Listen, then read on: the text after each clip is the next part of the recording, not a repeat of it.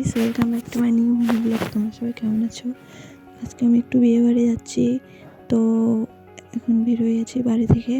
তো আমার সঙ্গে আমার মা আছে, তো চলো বিয়ে বাড়ি গিয়ে কথা হচ্ছে। তো আমি এখন বিয়ে বাড়িতে চলে এসেছি, তো চলো ভেতরে যাই। তো এই যে আমার বেস্টি, দেখা হয়ে গেল।